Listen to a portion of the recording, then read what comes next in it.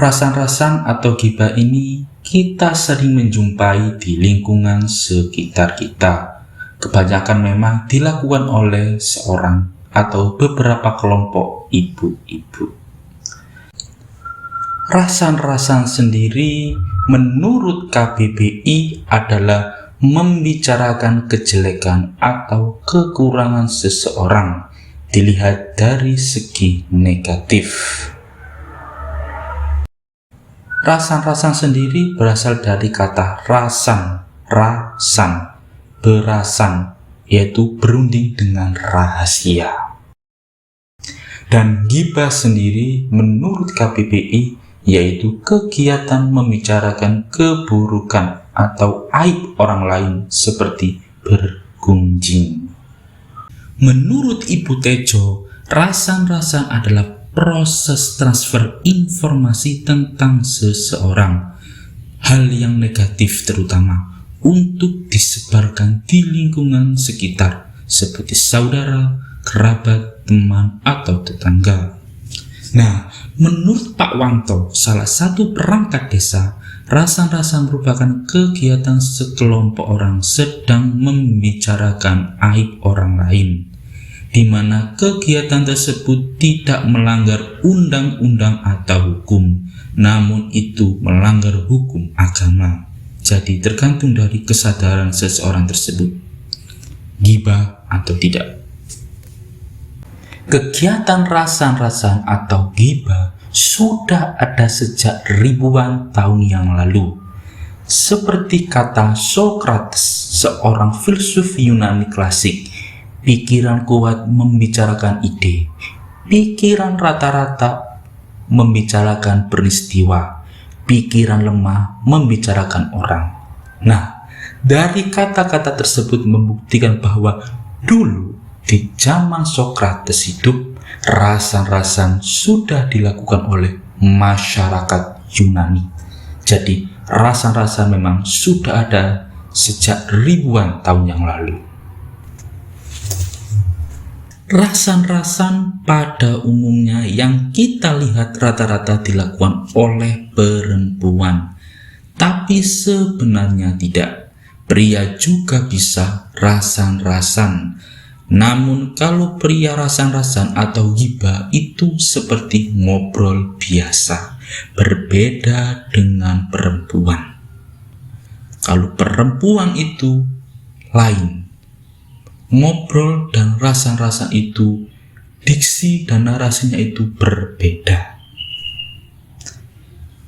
Kira-kira apakah ciri-ciri orang yang sedang rasan-rasan?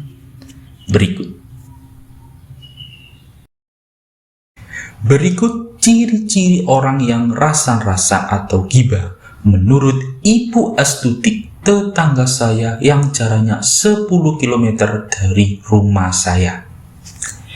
Yang pertama, orang yang sedang dibicarakan tidak boleh hadir dalam pembicaraan atau mendengar pembicaraan kita.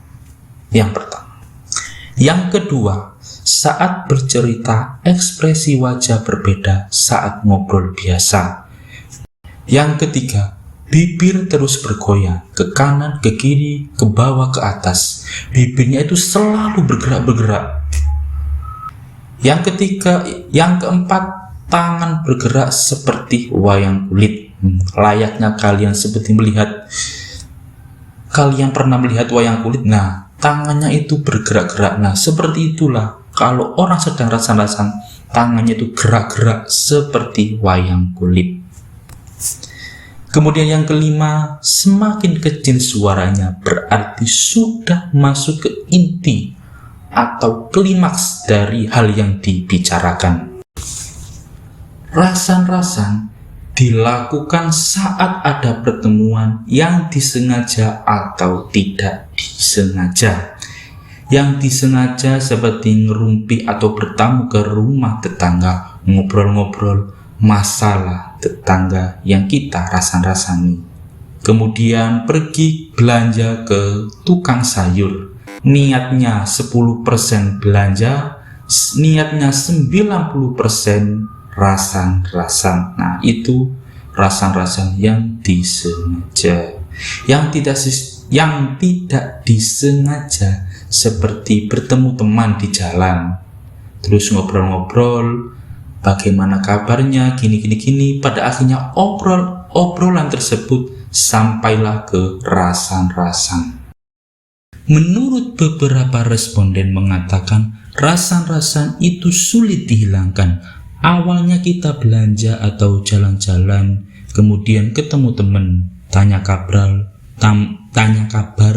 kemudian kita ngobrol, dan ujung-ujungnya rasan-rasan. Atau di saat kita hari raya Idul Fitri, kita bertamu tetangga, ngobrol, kemudian ujung-ujungnya rasan-rasan. Jadi rasan-rasan ini seperti otomatis menyelinap dalam sebuah obrolan. Si responden juga mengatakan bahwa ia sadar kalau rasan-rasan ghibah merasani itu dosa. Tapi entah kenapa ia melakukannya. Kira-kira menurut Anda bagaimana menghilangkan kebiasaan rasan-rasan atau ghibah ini?